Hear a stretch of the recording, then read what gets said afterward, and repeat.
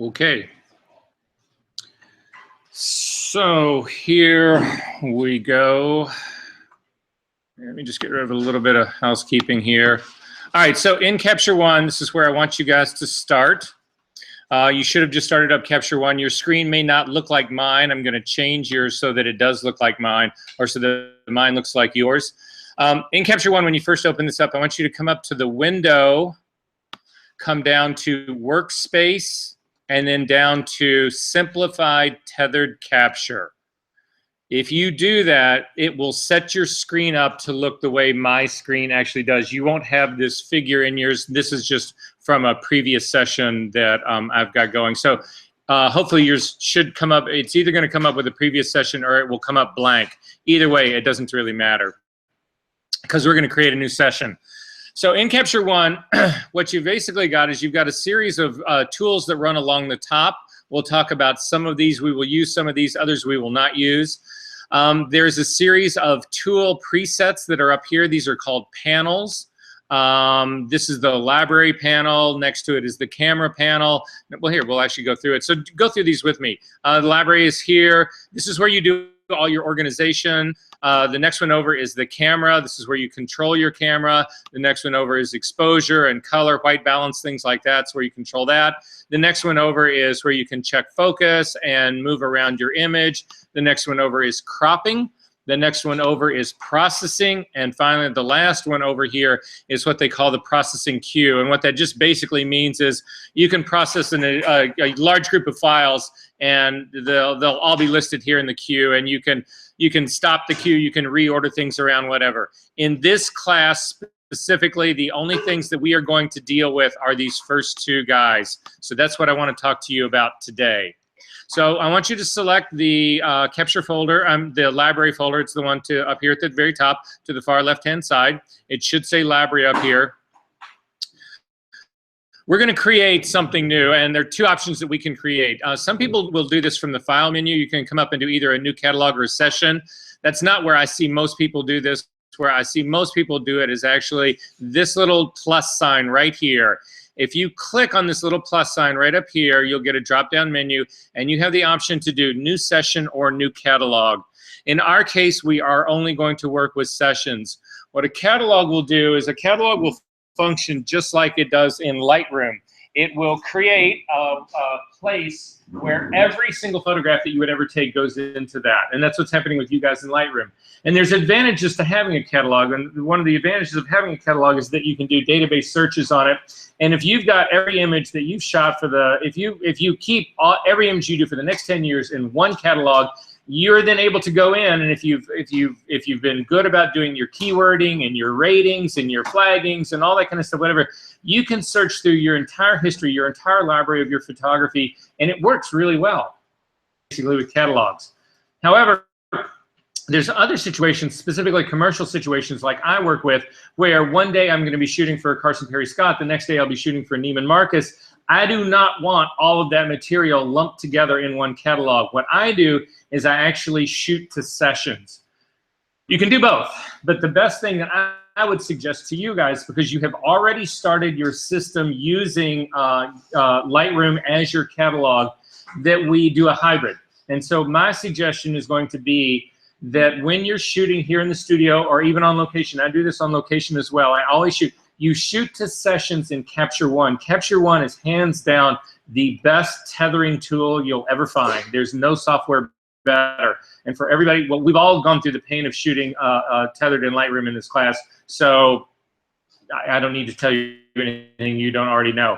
Shooting tethered in Capture One is just so much better. It's faster, it's more responsive. Anyway, it's just hands down better. So my suggestion is this, that when you are actually doing your capture work, when you're actually shooting, you shoot tethered in Capture One so that you can actually see it, take advantage of the tools in here. But then once your shooting is done, that you take all of your captures and you import them into Lightroom just like you would normally do. So in the past, you've either shot into Lightroom directly or you've shot the card and imported that into Lightroom. You guys, everybody in this room knows how to import an image into Lightroom, right? Okay, so we don't need to worry about that. So what we're going to talk about is we are going to do it using that sort of plan, that method in mind. So we are not going to do catalog in Capture One. We are going to do a new session. So if you click on this, you'll get a dialog box that comes open. In my case, and I've advocated this for you guys as well, I've also given you a cheat sheet on our Moodle site about the naming convention that I use, how I actually name. What we're going to do is we're going to name our session right now, but all of my images, all the captures that I do are going to share this session name as well. So I can only say to you guys right now, this isn't the beginning of anybody's career here, but the earlier convention, the better off you're going to be, because one of the problems you'll run into is if you decide you're going to do a certain naming series of namings right now, and 2 or 3 years from now you decide to completely change that, any system that you built in to help you actually manage your system, you've now got 2 completely different systems, and it's just a nightmare. So I am going to suggest that you use my naming convention or some version of it, but whatever you do, you should plan on using the system for the rest of your life, is I guess where I'm going with all of this. So the system that I use, it starts with date, and in our case, unlike every other country in the world, the United States always starts with the month, day, and then year. That is a mistake. You want to start with the year first, 2017. I'm just putting this into the name. The reason you start with the year first is that if you do that, sessions from this point on will be, if you put them all onto one server or onto a hard drive or whatever, they will all be in perfect chronological order. If you start with the month first, what ends up happening is that all of your Septembers will be first, and then followed by all of your Octobers, followed by all of your Novembers. It's just a nightmare. Nobody should do it that way. So it's always the year first. You do not need the 20, because in spite of the fact, well, I don't need the 20. Mike probably doesn't need the 20 either. Some of you may actually live long enough to get to when this rolls over to 21. You'll be really old when you get there. So it's possible that you could omit the 20, but I don't omit the 20 because the 17 by itself could be mistaken for a day. Again, cause problems. So anyway, I do the full year, 2017. Then the rest of the date, followed by the month. This is the 4th, 04. Never put in just a 4. It's always 2 digits, 04. Otherwise, things get screwed up when you get to November and when you get to October, November, and December, because those are 2 digits. You need all of your months to be 2 digits. And then finally the day. And is today the 13th? Okay, so 13 underscore. The next thing that I put in is a 3-digit code that is an identifier for me. I do it for clients. So if I'm shooting for Carson Perry Scott, it's CAR. If I'm shooting for Neiman Marcus, it's NIE. If I'm shooting for Lord & Taylor, it's LOR. If I'm shooting for myself, it's DER. If I'm shooting for Columbia, it's COL. It's going to be today for Columbia College, so I'm going to do COL underscore. Then I have what is called, I call it keywords, 8 letters. You have 8 letters to put in some kind of keyword for what this is actually going to be. So I am going to do this. I'm going to do intro C1. I'll see how many characters I get. INTRO. That's INTRO. INTRO. That's 5 letters. So I have 3 left to go. So I'm going to do C1P. And so what I know is this was for Columbia College, and I'm guessing what's intro C1P? Oh, of course, Intro to Light, Capture One Pro. Makes sense? And I leave it at this. Now, where we go from here is important. Where you actually put this thing. Now, in the studio here, the way we've got these machines rigged is there's a place. There's a partition on the hard drive that is called Safe Image, and that's where you guys would want to put yours. So if you click on this little drop-down guy right here, or the little 3 dots, whatever, it'll show you, it'll let you pick the place that you want to actually put this. In my case, I don't have, you would, in your all's case, that's where I want you to put it. Go ahead and put it in the Safe Image folder partition. In my case, on my computer, there's 2 options that I've got. The first one is this pictures folder right here. You do not want to put your sessions onto a desktop. And the reason you don't want to put it on the desktop is this. The desktop in Apple's system, and it actually happens in Windows as well, is a database that is managing your entire computer. And as such, change that you make to that desktop has to be re-indexed. It re-indexes the entire desktop because it's managing your whole computer. So if you shoot to your desktop, it is the single slowest place that you can actually shoot to. Every time a capture comes in, the entire desktop has to be re-indexed. So it will drag your computer down incredibly slow. In my case, so I go to Pictures folder. However, in my computer, and some of you guys may actually have this as well on yours. I'm going to hit cancel out of here really quick. How many people have more than one user on your computer? Does anybody? You can create more than one user on your computer, and I'll show you here at the very end. So, for instance, when I first log into my computer, I've got Verser as a name that I can log into. But I can create a new user. I'm going to jump out of here really quick just to show you guys how you do this. If you come up here to your system preferences, up to the Apple menu down to system preferences, and you click on users and groups right here, you can actually add a user. I'm going to unlock my computer so I can add one. And I can add a new user right here. You'll see that I've already got several users. I've got a Verser Engelhard one. That's the one I usually work in. I've got one that's dedicated for Capture One. If you do a lot of work in Capture One, I would suggest you create a user for this and don't do anything else in this. When you log in under this user, the only single thing in the world you do is Capture One. Do not log into this thing and start surfing on Safari and start doing whatever. You don't want to do anything but run Capture One. It keeps your computer as clean as it can be, and it'll help avoid problems that you can have in Capture One.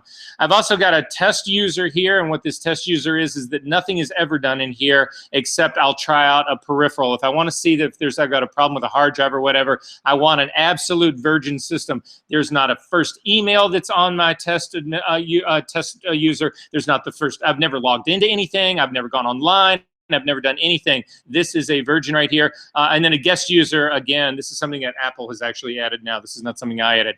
So to add a new user, you click on this. It brings up here. You can actually name it again. I would call this, and give it a password and hit create user. Once you do that, I'm going to jump out of here right now. Once you do that, it will add something for you, and I'll show you what it is right here. So again, I'm going to name this for today. When you click on this guy now, you will have this partition right here called shared.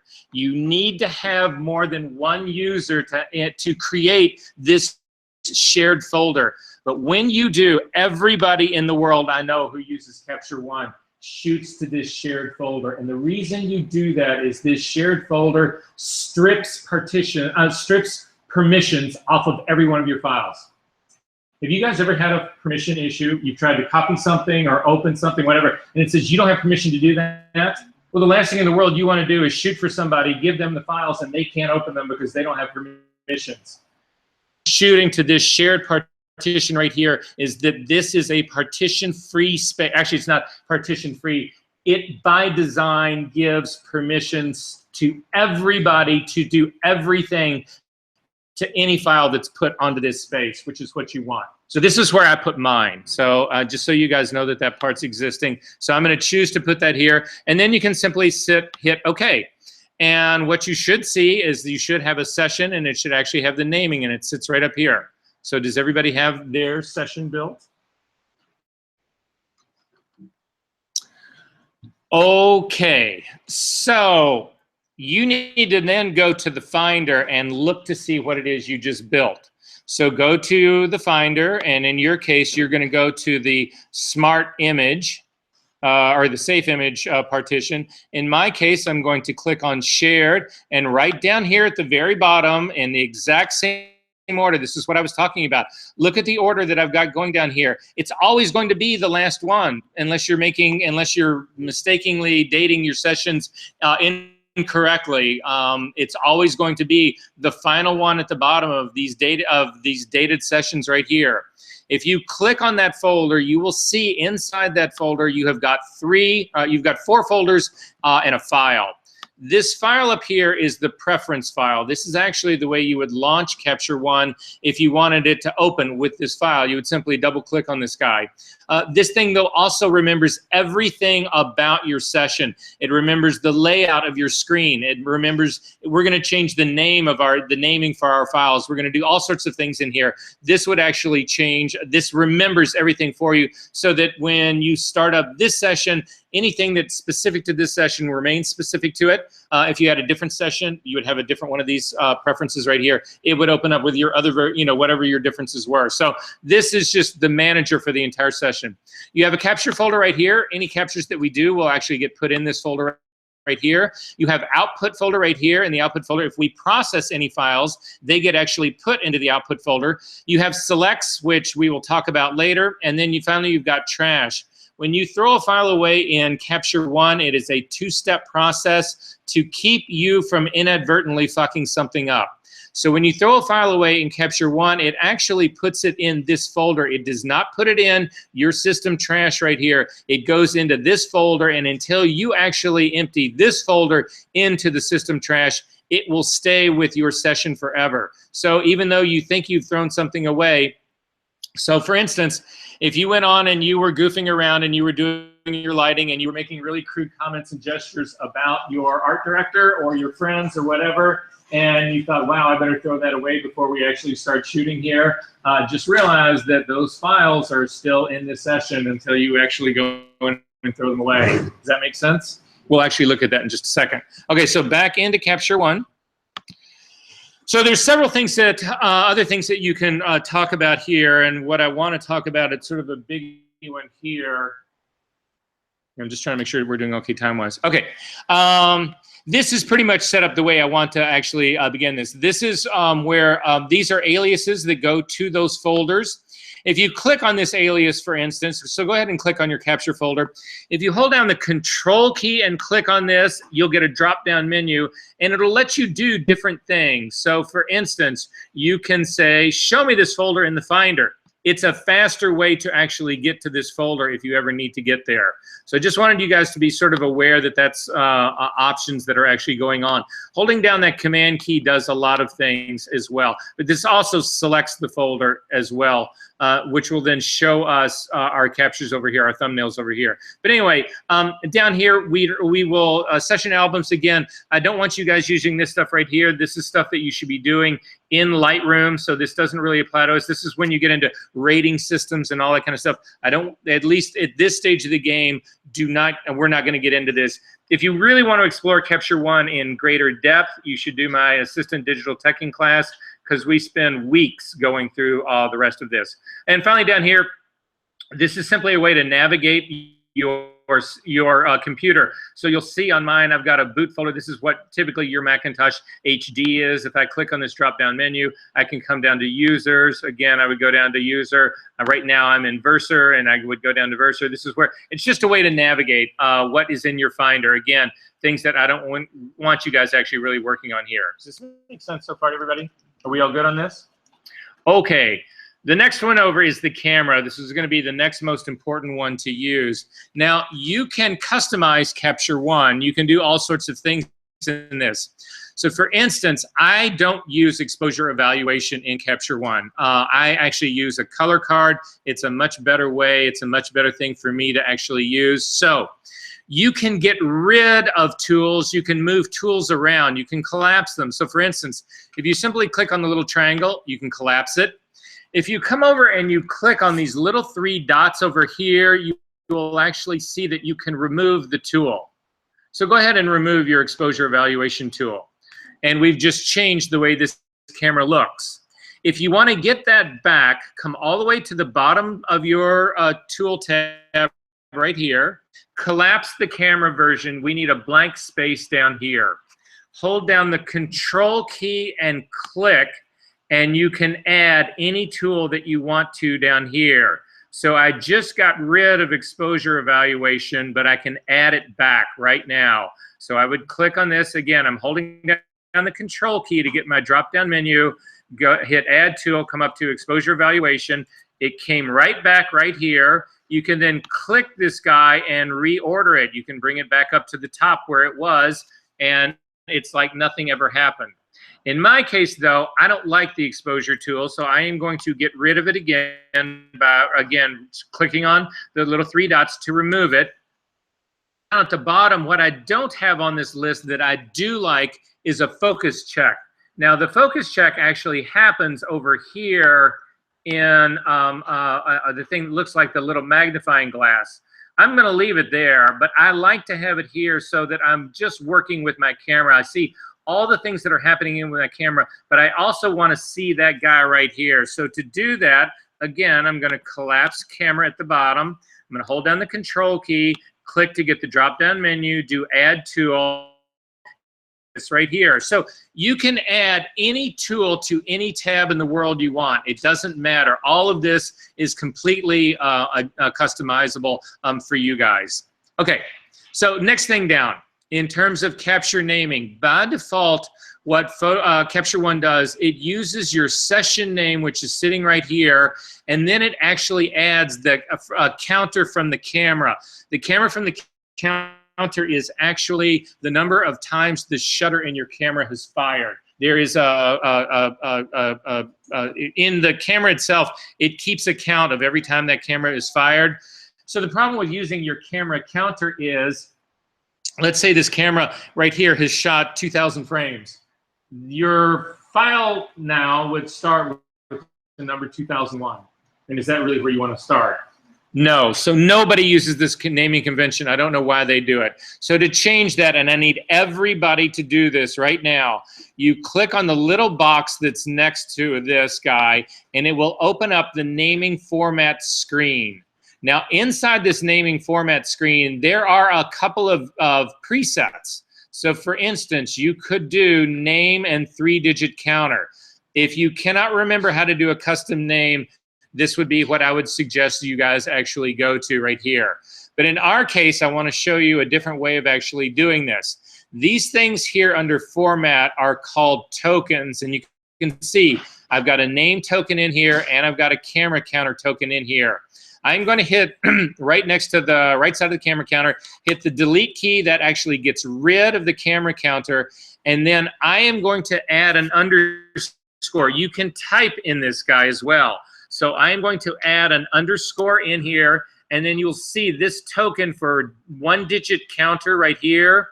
You grab this token and drag it up and drop it into this space. This will now give me my name of my session with an underscore, which is different than this camera and 1-digit counter. This does not have the underscore in there. That's why I don't use it. And I've got this underscore here. And then finally, you can use this drop-down menu right here to make it a 3-digit counter instead of a 1-digit counter and say OK. Preview right over here of exactly what your file is going to look at. It shows you your name right here, which is your session name, and then it shows you exactly what we're talking about right here. It's again this the sample. This is my session name, and then I've actually got my 3-digit counter. But you will notice that it's starting with 002. That is again by default. That's not what I want to start with. I want to start with frame number 1. So get to frame number 1, you come up to these little 3 dots that are right up here. You click on that, and you will get this drop-down menu, and you can reset your capture counter right here, and you will see that this goes back to number 1. The reason that this is important is this also allows you to continue shooting after the fact, but starting with a different number. So let's say, for instance, you were shooting a project in the studio, and it was going to be 2 days worth of shooting. So you shoot your first day, and everything goes great, and you get up to frame number 568. You shoot 568 frames. But then you have to quit, go home, and you're going to come back in the next morning, and you want to start again. But you don't want to start with frame number 1 again. You want to start with frame number 569. It's the very same thing right here. You do this very same drop-down menu, and you come down and you can set the capture counter, and you would put in 569 and say, okay. And then your next frame, again, this preview is live, will start at 569, and you will be good to go. Make sense? Okay, but in my case, I'm going to reset it back to just number 1.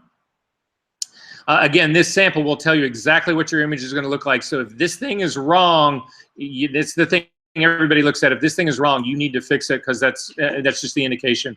Where this thing is actually going to go is going to be your capture folder, so you don't need to change anything here. The ICC profile, you will not have an ICC profile until you attach a camera. In our case, we leave all of this at default, and I would suggest you guys do the same thing here. Again, if you want to get deeper into this, take my other class. And then finally, we come down to camera. I'm going to click on camera to open it up. I don't have a camera turned on yet, so I don't see one. But I'm going to turn this guy on right now, and hopefully it will show up here on this guy. I always get this thing about you've attached new hardware here. You don't need to worry about any of this. So I'm going to hit here and say no thanks to this. You can register your camera with it if you want, but you don't need to. And I've got another thing going on down here asking me if we, do you want to browse images? No, I do not. Okay, so I've got my camera right here, and it's actually set up. You can see I can change my ISO in here by simply clicking on it. And let's say I want to go to a 200 ISO. I can change my exposure on this guy. I can say go to f8. I can change the shutter speed on this guy. You have full control on that. Other cameras will actually give you even greater control, but in our case, this is basically what I've got going on here. So does this make sense, everybody? Yes. On ours, yep. We just have the plus and minus. How do we get that drop down? Oh, you don't, and that's because of the way your Sony is. So you would simply click on pluses and minuses. So click on your minus and see if it takes it down. But I can't get the drop down. That's because of the camera. Okay, so yeah, what's happening with Rachel's camera is the drop-down menu, she's not getting this drop-down menu like this. She just gets a plus and minus next to this. But again, it'll raise and lower your guy. You'll be fine to go. Are we good on this? Okay, you can also fire your camera from this. That's what this button is about. And you also can do live view if your camera supports it. That's what the little movie guy is about, but not what we're going to do today. So what we're going to do today is I'm going to actually fire my camera and just sort of get some guess about where I'm at with this. And I would say that this image right here is probably grossly overexposed. Wouldn't you guys agree? So actually, I'm going to start, I think, with the white version of this. Yeah, it'll give me a way to get a better exposure on this guy. And so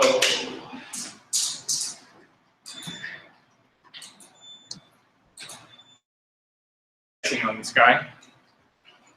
And I'm going to reset my ISO to 100. See what I look like right here. Still completely nuking that guy out. So drop down to F16. See what that does. Does that seem like the color of that liquid? That seems about right. What do you think? Okay, so this is sort of going to be my normal. Okay, so I've got a little card in here. I do these guys all the time. This is a great way if you want to do manual focus to cheat. You build a little thing like this that's supposed, and you put it where you want to actually do your focus, where you want your focus point to be, and then it gives you something to actually focus on. You leave your camera on manual focus, and you dial this guy in, and you're good to go, right? All right, so that seems to make sense to me. So I'm going to do one frame without this guy. Again, I'm on a tripod, and why do I see the liquid that color? Why do you see color in anything? Why is this thing orange? Exactly. White light that has all the colors in it hits this. The ink that's making this up absorbs every single color except for the orange light. It reflects the orange light back to me, and I see it. Filters work exactly the same way, except instead of reflecting the color back, they allow it to transmit through. So what's happening here is the white is passing through this, all the color inside there is being absorbed except for that orange color, and the orange color is being allowed to transmit through. So I see it as sort of being orange. Make sense? Okay, I'm going to drop this back down to my dark field version. You'll notice that I am on a tripod. I haven't touched anything, and this is important. You don't want to change, you certainly don't want to move your camera to do this. You don't want to change focus. You don't want to change f-stop. You don't want to change any of that stuff, because all of those things will actually change the quality of the image that you've got. I'm going to do another exposure right now, and I get my dark field version of this, right? So what I want, why don't I see the orange liquid anymore? Well, again, I don't have any light passing through it. There's black behind it. There's no light passing through it. So there's no absorbing nothing. I've strictly got black going on here, right? But I want the black field with that really cool orange liquid. That's what I want.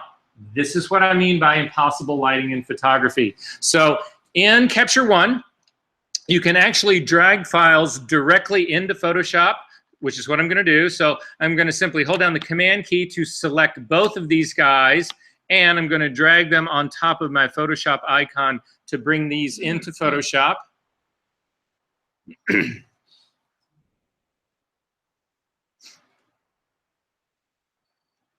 And I'm not going to do any color correction to this, whatever. I'm just going to bring them both in. Possibly I would color neutralize this background a little bit more, possibly warm it up, but you guys will get where I'm going here. I am going to simply open these guys up as images.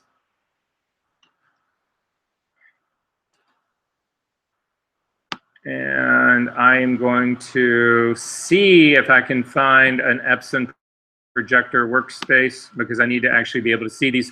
When I bring my stuff in here, I've got mine set up so that this stuff does not come in to register. In as tabs. I keep my images apart. So if they come in as tabs, it doesn't matter. Simply tear your tabs apart so that you can actually see both of these guys. But you can see I've got my light field image and I've got my dark field image. If you take the layer from your light field image and you drag it on top of your dark field image and hold down the Shift key, it will bring it in perfect register. So you can now see that what I've got is dark field, light field. They're in perfect register with one another. Make sense? All right. How many people in this class do not understand what layers are in Photoshop? Is everybody reasonably good about that part? Okay, again, if you're not about that, you need to let me know. So I'm going to add a layer mask to this. Who in this room does not know what a layer mask is? Oh, good. So we're all good on that. So anyway, I'm simply going to add a layer mask to my light field guy right here. So I'm going to add a black layer mask.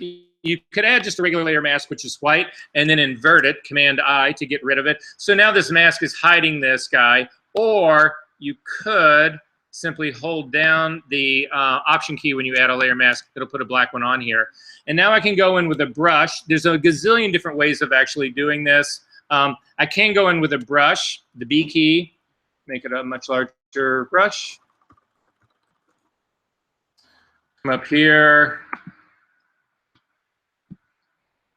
I'm going to make sure that this is a relatively hard brush and normal blending mode on this brush, 100% opacity, 100% flow. Hit the D key to get my colors to default to black and white. Make sure that white is my foreground color. And then on this mask, I can actually come in here and I can paint in the light color like that. And you end up, this again would be what we call impossible light photography. Now, I don't happen to think that that selection is done that well. So instead, what I'm going to do is this. I'm going to throw this mask away again. I am not going to apply that. I'm going to simply delete it. I'm going to actually try to make a selection of just this color guy right here. So I'm going to go to the quick. There's a million ways of doing selections. If you guys want to get really deep into it, I always feel like I'm selling myself here. That's what happens in my retouching, advanced retouching, and compositing class. We deal with this like in days. So I'm simply going to use this guy to see if I can't get it to select the edge of what I've actually got going here. That a little bit. So let me move this guy over.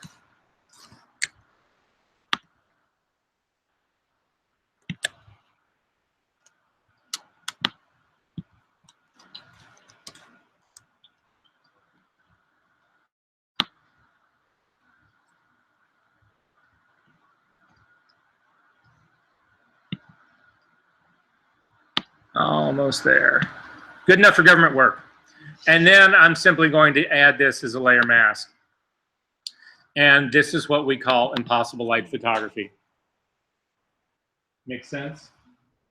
It doesn't end at this point. You're not restricted to only doing this. You can do 15 different lighting setups on one still light and put these things together. You can do lighting that is impossible to do. This is not possible. That should not be that way.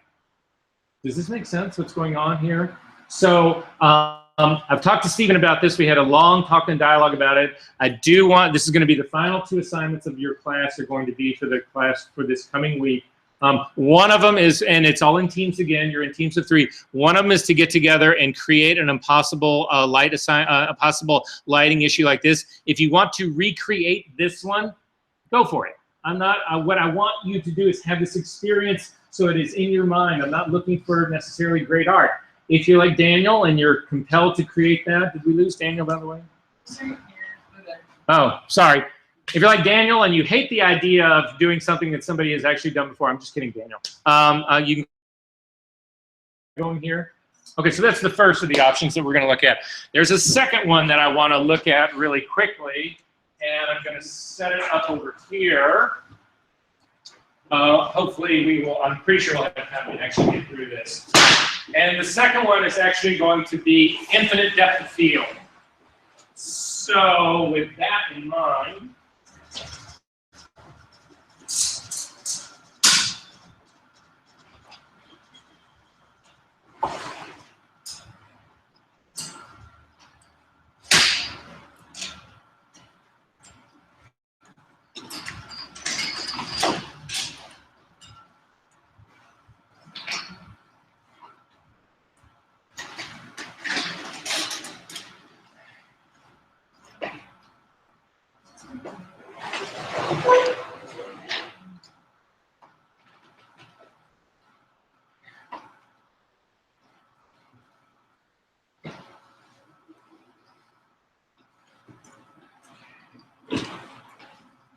hey, can somebody do me a favor? Could somebody go, 3 people go over there, grab me 2 of those really big Apple boxes, the big gray ones, if you don't mind.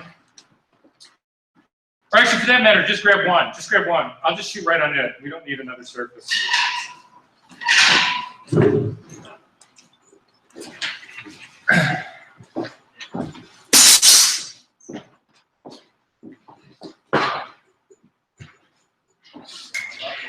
I'm just going to get rid of this and put that in its place.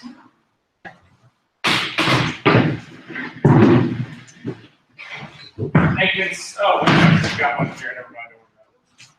Yeah, it's perfect. So I asked everybody to bring a ruler today. If you didn't, I was hoping that we were actually going to be able to get you guys shooting in class today. We simply ran out of time. So I'm going to meter my lighting really quickly here.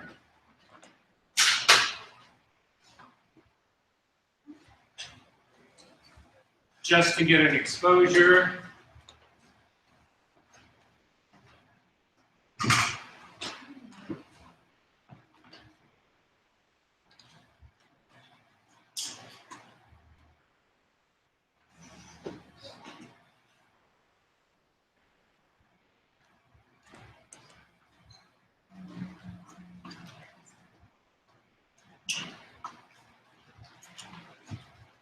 I'm actually going to change lenses because I'm too tight on this. I can't focus on this because I'm too close.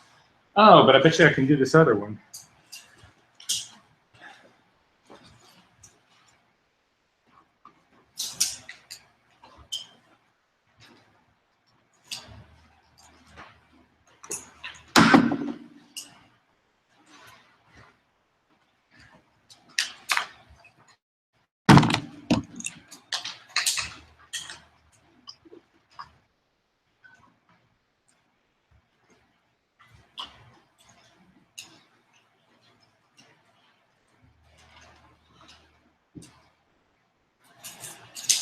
So while I'm doing this, who can tell me what the sharpest aperture in your lens is?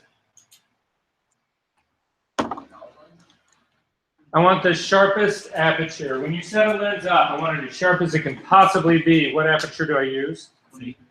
What? 8. I've got an 8 here. What did I hear over here? 22. Anybody else? 22. Why do you say 22?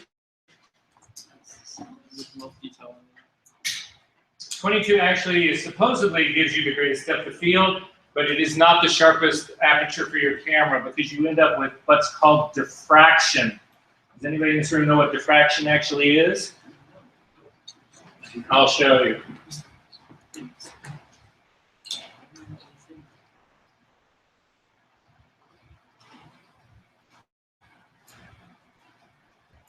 Then there's like enough space for like the light to kind of scatter inside the lens. I'll show you exactly what it is, and I'll explain it to you in just one second. Let me just go back into Capture One and see where we're at here.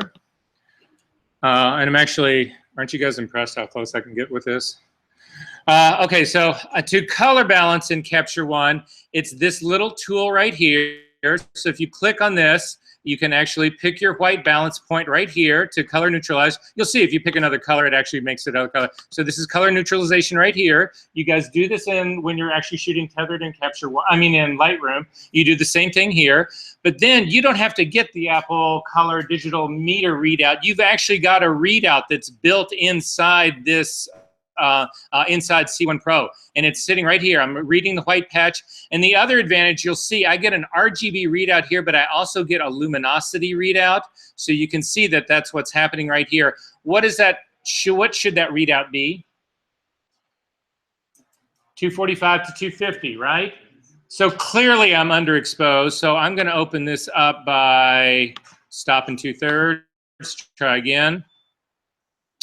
Read my readout right here. I'm at 242, so I'll open up one more third and go ahead and hit this guy right here. And that puts me at 248. This is now properly exposed. It's just that easy. Make sense? Okay, so, but what I care about in this is depth of field.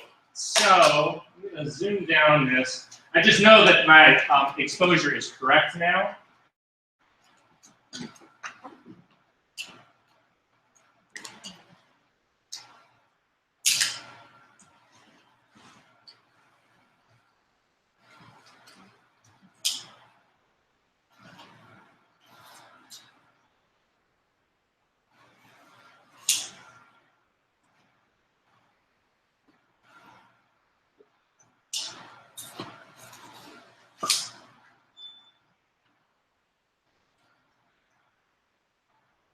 So, depth of field issue, right? I'm out of focus on the foreground. You can see this is soft here, out of focus in the background down here, right? Now, I could stop down. That would help the situation. However, right now, I'm in roughly the mid-range of my lens. And Mike actually called it. He was right to begin with. The sharpest range in most lenses is exactly in the mid-range of your aperture setting. So if you go from a 2.8 to a 22, it's somewhere around f8, f11. That is actually going to be the sharpest that your lens gets. As you open up wider, you lose depth of field, so that's why it's not sharp. As you stop down, you lose it due to diffraction. I'll show you guys what diffraction is if we have time. But what I want to show you now is how we overcome this to get what I would call infinite depth of field. So what I'm going to do here, again, this is on a camera, this is on a tripod, you can't move anything on this. Card right here, and I'm going to move it up to the front edge of my screen, and all I'm going to do is focus on it. You want to be really gentle about this, because if you jar your camera or move it, you will screw this process up. In fact, I can come even a little bit closer.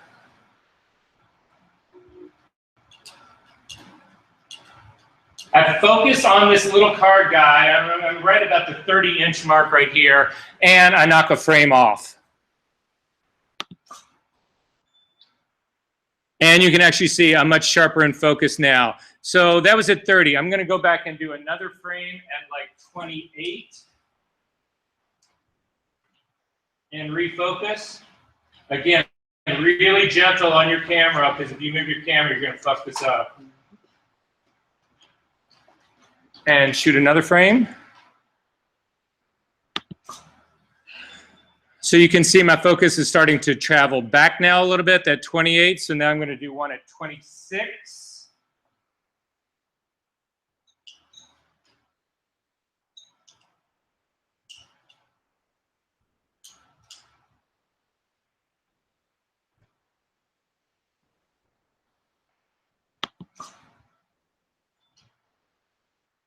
And one. Depending on the processor you have in your computer, you can do an infinite number of these.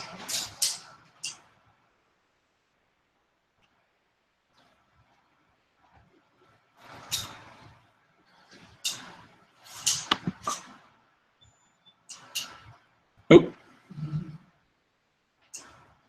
Do it without your focus check guy. Again, I'm going to delete this frame right now because I've got my focus checker in there.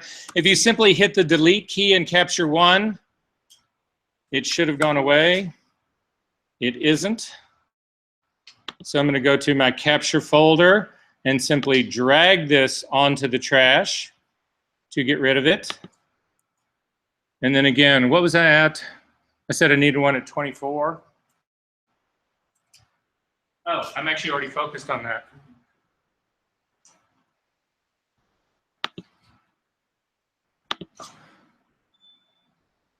So you can see this is actually sharp now. And finally, I'll do one last one at 22. You guys get the whole idea of what's going on here, right?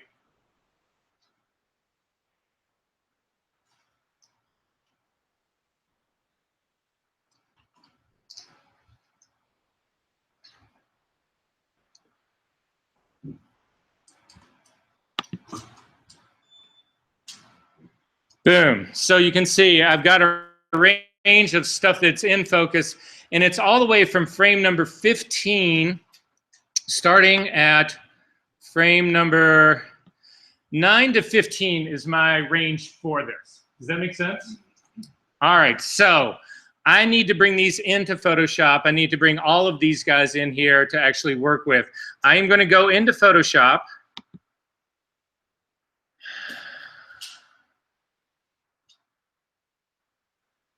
I think I can automate this.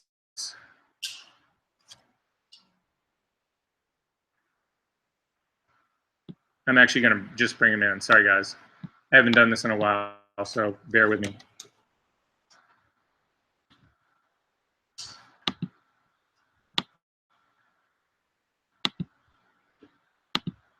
So back in my Capture One folder, I can do the exact same thing that I did in Capture One. I'm going to select all of those frames. So it was from frame number 9 up to 15. I'm going to drag all of those into Photoshop.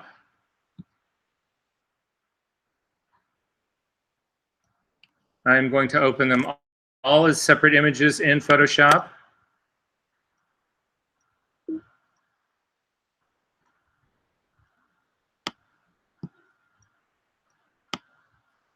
Shoot. I didn't select them all in Camera Raw, so let's do that again.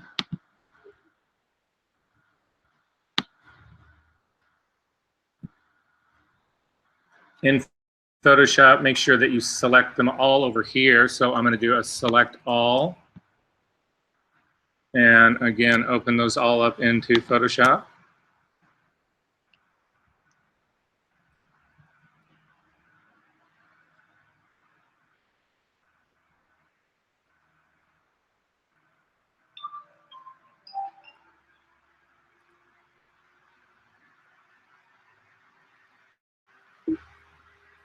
So I am going to move frame number 9 over here. This is the first one that I actually did.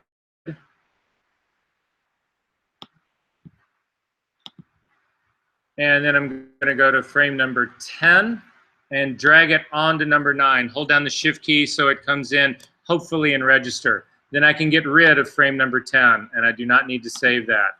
Then I'm going to go to frame number 11 and drag that again on top, holding on the Shift key and let go. That hopefully will come into register, and then go back and get rid of frame number 11. I don't need to save that. I'm going to go to frame number 12, drag that on top, hold on the Shift key, bring it into register, come back, get rid of frame number 12. Finally, I'm going to go to frame number 13 I'm threw away, so it's frame number 14. Click, drag, hold, shift, come back and get rid of 14. And then finally, do it here with 15. Grab, click, drag, hold it, bring it in like this. Get rid of 15. So now basically I've got a single image that's got all of my focus stacking in it. It's got this guy here at the beginning. You'll see the shift in all of this. I'm gonna hold down the Option key to get rid of everybody else. This actually moved. There's a motion in here. So I am going to get rid of this bottom layer because I think everybody else is in register. So again, yep. So I start with focus at number 30. Then I go to 29 or 28, and then you can see I'm just focusing down through the group. Does that make sense what I did? Because that's how I shot it, right? I'm going to select all of these layers. Hold down the Shift key and select so that they're all selected. It's a multi-step move. The first one we're going to do is we're going to come up here to the Edit menu, come down, and we are going to auto-align the layers. If there was any slight movement or jarring of your camera, it will try to fix that part. It will reset those guys. Does that make sense what's going on here? All right, so fine. So I'm actually going to leave. There's a number of different ways that it'll actually do this. Auto is the one most people use, so I'm going to go ahead and say okay to that. It takes a little while to run through this guy, but you'll see it's analyzing it. It's going through the content. It will actually resize. You'll see right here, it actually resized my top image because when I changed the focus, especially in macro, I actually changed the size of my object. Does that make sense? So this actually takes that into consideration. Look at what happens now. I'm going to turn on my bottom guy right here. Look at the difference now in these two. You can see that nothing else changes. If I go back in space before I did that auto alignment right here, look at what happens now. This has not been auto aligned. Look at my image, the object shifts, right? Do this auto align. Again, I'm going to turn everybody else back on, select everybody, do auto align again. So again, up to the Edit menu, down to auto align layers. On this auto, say okay. You can see that on my bottom image, I'll wait for it to happen. On my bottom image down here, nothing got resized. You see the image goes all the way to the edges. But if you click on the top one and don't show anything else, you'll see there's transparent pixels on the top here. It actually had to make my focus in the back image slightly smaller to match the image that I started with. Does that make sense? What's going here? And it does it all automatically. So again, I'm going to turn everybody back on, make sure that everybody is still selected, and then I'm going to come up to File, Automate, I hope this is where it is, and Photo Merge. And nope, that's not where we're going to do it. This is for Panorama. I'm going to cancel out of this. It may just be blend right here. It's the auto blend layers. So it's right after you auto align layers, and you've got to do it in this order. You come down to auto blend layers. This will open up, and you have two options in here. One, if you're doing panoramas, you can actually stack, because everybody in this room has probably done panoramas, right? If you wanted to say, have a big picture of this room, right? This corner, move my camera over a little bit, take another picture, move it over a little bit, another picture, move it over another picture, move it over another picture, move it over. And I got like 10 pictures that go all the way across, and then blend them all together into one big long stretch wide, right? I could do that. That's what panorama would be. But in our case, we want to do stacking, and it's this radio button right here. So you would pick this radio button. You do want to check seamless tones and colors, and you do want to do content aware fill transparent areas. Remember these little transparent areas that are up here? We want to fill those guys in. If you don't, you can uncheck these two. The rest will actually happen, but you'll see how this ultimately works. So I'm going to go ahead and say okay to that. And it's actually pulling these guys together for me. Now, you would think I'd actually done this before, wouldn't you? And that I would have all the security in the world that this is going to work. I've never fucking done this, so if this fails, I'm flying without a net for you guys because I love each and every one of you.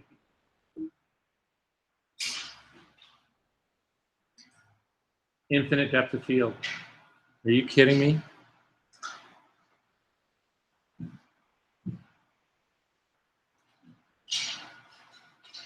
Sick, isn't it? So your 2 assignments for this week, in addition to doing your 5 prints. Oh, okay, I'll do this. For Steven's sake, this guy's buying you time. I just want you to know. Shoot this assignment. Let's look at final stuff electronically. You do not need to print this week. How's that? You have to print next week, but not, you don't need prints for this class next week. You need electronic stuff that we can look at, okay? I want to be talking about your final project. You may not have started shooting yet. It may just be swipes that you're pulling out of a magazine or something, but I want to have that conversation about what it is you're doing for your final project, okay? And then get together with your team and do these 2 assignments. They can be replicas of what I've just done, or you can be a little bit more creative about all of this and really try to explore this in an interesting way. It would be interesting to see what you come up with. That is your call. I don't want to throw more work on you, but I want you to actually go through this process so that it is ingrained in your mind that it's number 1, possible, and number 2, how to do it. We good on that? Okay, so no prints are due for next week. These 2 assignments are, I can show you really quickly. Come on, that is just fucking amazing. It makes me want to actually wish I'd gone all the way to 17. Okay, so just so you know, because I've got 5 minutes left before we actually tear this whole thing down. There was a guy in one of my classes who was really into coffee shops. It was just his thing. And he would go in and photograph these coffee shops, and he would do this. So he would go in, imagine taking a picture of this studio from right where we are, the long length of the studio like this. But it's a coffee shop, so it's got tables and windows and all that kind of stuff on the side, whatever. He would go in and he would shoot focus stacking of these rooms, and he would do 30, 40 exposures of it and put them together in the software and then print these things out.